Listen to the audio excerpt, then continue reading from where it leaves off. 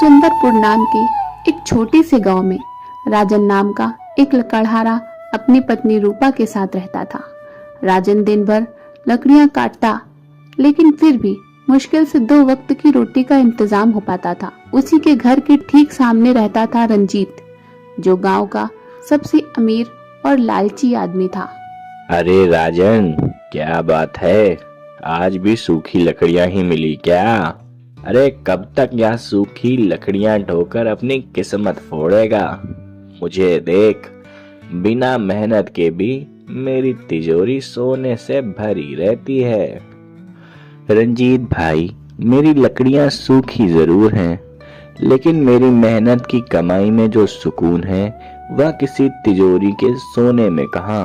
मुझे मेरी ईमानदारी की रोटी मीठी लगती है। हाँ हाँ, खा ले, ईमानदारी की सूखी रोटी खा ले। देखते हैं तेरी ईमानदारी तुझे महल में कब बिठाती है। अरे आप रंजीत की बातों पर ध्यान मत दीजिए, वो पैसे के नशे में अंधा हो गया है। आप हाथ मुंह धो लीजिए, मैंने आपके लिए खीर बनाई है। राजन और रूपा भले ही गरीब थे, लेकिन उनके दिल में किसी के लिए कोई लालच या जलन नहीं थी। एक दिन राजन जंगल में लकड़ियां काटने बहुत दूर निकल गया। तभी उसे एक पेड़ के नीचे किसी के करहाने की आवाज सुनाई दी। उसने पास जाकर देखा तो एक बूढ़े साधु दर्द में तड़प रहे थे। उनके पैर में एक बड़ा सा कांटा चुभ गया था।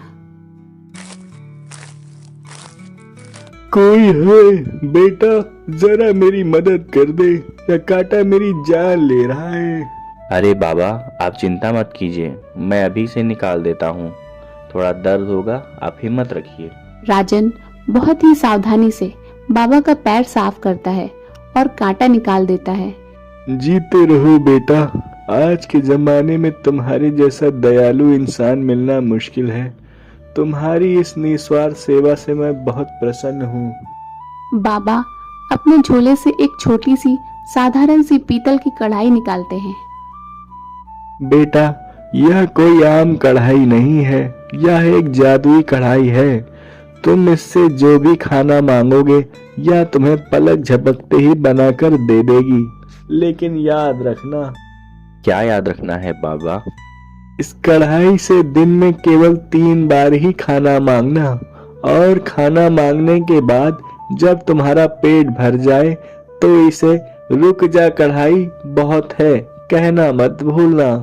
अगर लालच में आकर तुमने 4थी बार कुछ मांगा तो यह तुम्हारे लिए मुसीबत बन जाएगी। लालच इसका सबसे बड़ा दुश्मन है। राजन खुशी खुशी कढ़ाई लेकर घर पहुंचा और रूपा को सारी बात बताई। पहले तो रूपा को यकीन नहीं हुआ, लेकिन फिर उन्होंने कढ़ाई को आजमाने का फैसला किया। हे जादुई कढ़ाई, हमें भूख लगी है, कृपया हमारे लिए गर्मा गर्म पूरी और पनीर की सब्जी बना दो। कढ़ाई में अचानक से एक चमक उठती है और जादू से उसमें से गर्मा गर्म स्वादिष्ट पूरी और सब्जी निकलने लगती है। दोनों की आंखें फटी की फटी रह जाती हैं। अरे वाह, ये तो सच में कोई चमत्कार है। इसमें से तो बहुत अच्छी महक आ रही है। अब हमारा पेट भर गया है। रुक जा कढ़ाई, बहुत है। कढ़ाई में से खाना निकलना तुरंत बंद हो जाता है। अब राजन और रूपा की जिंदगी बदल गई थी। वह दिन में 3 बार अपनी मनपसंद चीजें कढ़ाई से मांगते, लेकिन उन्होंने अपना लालच नहीं बढ़ाया। वो जो एक्स्ट्रा खाना होता था गांव के भूखे और गरीब लोगों में बांट देता। राजन के घर के बाहर रोज गरीबों की लाइन लगने लगी। यह सब देखकर पड़ोसी रंजीत की आंखों में जलन होने लगी। उसे समझ नहीं आ रहा था कि राजन के पास इतना सारा और इतना स्वादिष्ट खाना आ कहां से रहा है।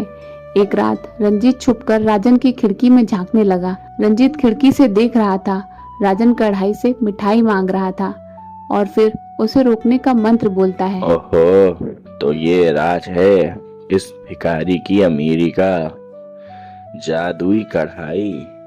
अगर यह कढ़ाई मेरे हाथ लग जाए तो मैं सिर्फ खाना क्यों मांगूंगा, मैं तो इससे दुनिया भर की सबसे महंगी मिठाइयाँ और पकवान मंगवाकर शहर में बेचूंगा और अरबपति बन जाऊंगा।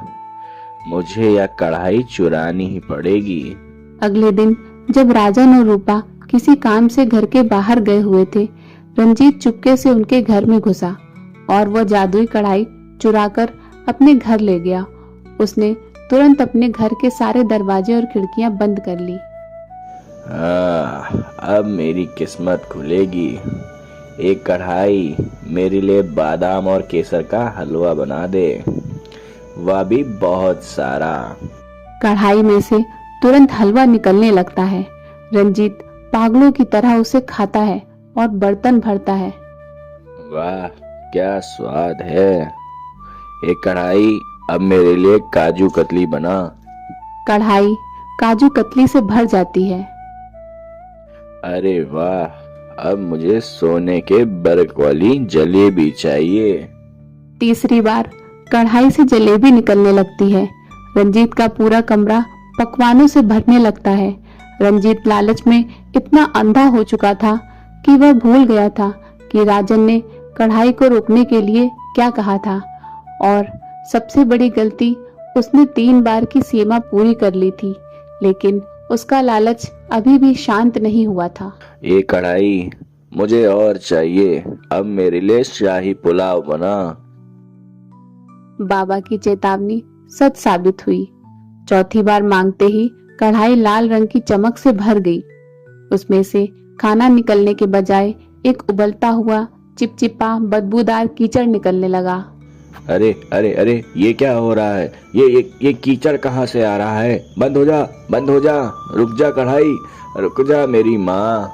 कीचड़ कढ़ाई से उफमकर बाहर गिरने लगता है।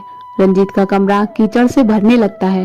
रंजीत दरवाजा खोलने की कोशिश करता है, लेकिन दरवाजा बाहर से जाम हो जाता है। राजन जोर से चिल्लाया। रुक जा कढ़ाई, बहुत है। कढ़ाई तुरंत शांत हो जाती है और कीचड़ निकलना बंद हो जाता है। राजन और रूपा मिलकर रंजीत को बाहर निकालते हैं। रंजीत कीचड़ में सना हुआ राजन के पैरों में गिर पड़ता है। मुझे माफ कर दो मेरे भाई। मेरे लालच ने मेरी आंखों पर पट्टी बांध दी थी। मैं तुम्हारी खुशी देखकर जलने लगा था।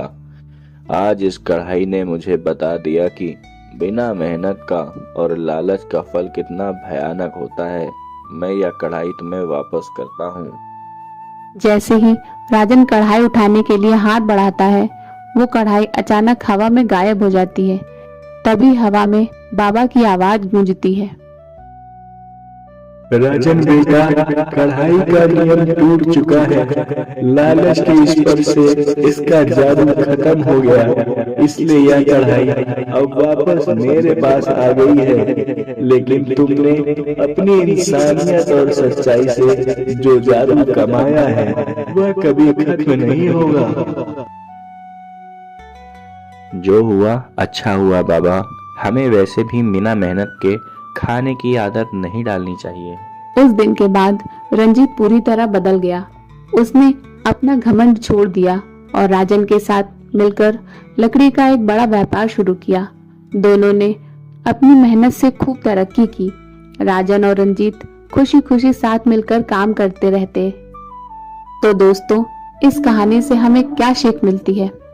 यही कि लालच एक ऐसा दलदल है जिसमें इंसान जितना हाथ पैर मारता है उतना ही धंसता चला जाता है।